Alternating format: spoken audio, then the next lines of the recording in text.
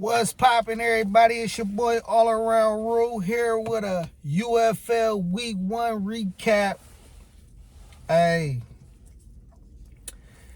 first week of UFL football, man, and it went crazy.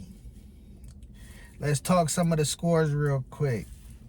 Birmingham 15, Louisville 13, St. Louis 16, DC 10, Dallas 36, Houston 17, Orlando 23, Columbus 16. Friday, we had the Stallions go to Louisville and take on one of the new expansion teams. Like I said with my picks, it was going to be a competitive game, and it was. 14,000, almost a complete sellout. Big opening game for the UFL. Jason Beam was going crazy. I didn't like the hero ball on the last drive. He had enough time to really march down the field and get a good position to score. I don't know why he took that deep shot. Matt Corral and the Stallions, I was questioning that D-line, but they answered all the questions for me. That defense is just how it always be. One of the top in the league. Great game, great atmosphere. I think both of these teams will be in contention for the playoffs. Saturday, we had the rivalry. The only rivalry that mattered in the UFL.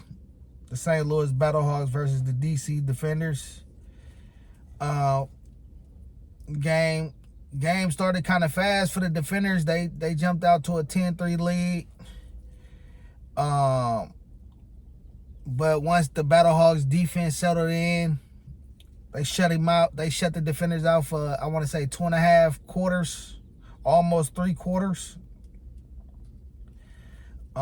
St. Louis got a few things to work on offense, but their best player, Hakeem Butler, wasn't playing. I think when he starts, hopefully next week, it'll give the other receivers a lot of space to operate. The Defenders, great. I mean, they played good. They could have been better. Defense ahead of the offense. That offensive line needs work. But I still think DC going to be one of the top teams. They just getting over that honeymoon stage of winning the championship. They dropped a lot of passes, especially on like the last drive when they was trying to go for the lead. They dropped a lot of passes, open passes at that too. But at the end of the day, it's the rivalry. They know each other. They know how each other like to play. So it was an ugly good game. 31,000 in there at the Battle Dome. Great atmosphere. Then later on that day, we had Dallas and Houston, another semi-rivalry, even though it's the Gamblers now and not the Roughnecks. Like I said, and with my picks, I did not trust the Houston quarterback room at all. And it came to fruition in the game. Nolan Henderson threw a pick 6, I want to say on his second drive.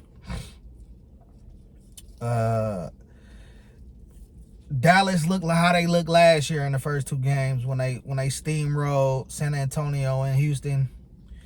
So I really want to see how it looks when they play a good defense.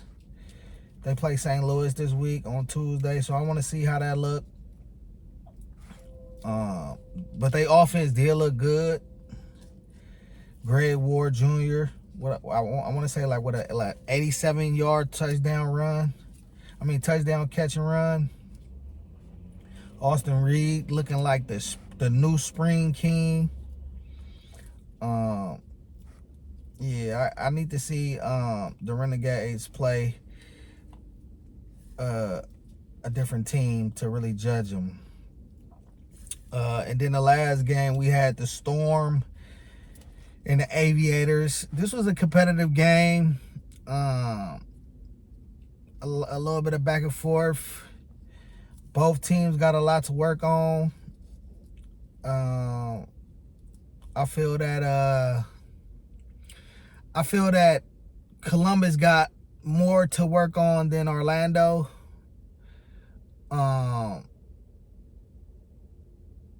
They played in front of a nice little 11,000 crowd. It could have been better. The crowd could have been better, but at the same time, I said this on X, it looked just like how DC looks sometimes. And Inter & Co is a bigger stadium than Audi Field. It's got it's like 5,000 more capacity. It didn't look like nobody was in there. It looked like people was in there. It was loud. But they can do better. They can get to like 13, 14,000, I think, for sure. With a little bit of better marketing. But overall, I think the Storm is going to be one of the top teams. I think they will make the playoffs, especially when they start settling in and really, really knowing each other and knowing how each other play. They're going to be a good team. Overall, it was a good week. The rivalry got almost 1 million views. Attendance was up across week 1 this year. And you got a lot of people talking about it. I think long as it stay positive, a lot of positive things going to be said about the UFL.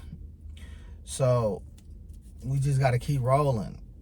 Tomorrow I'll be doing my week 2 picks at around 10 o'clock. So catch me then. Peace.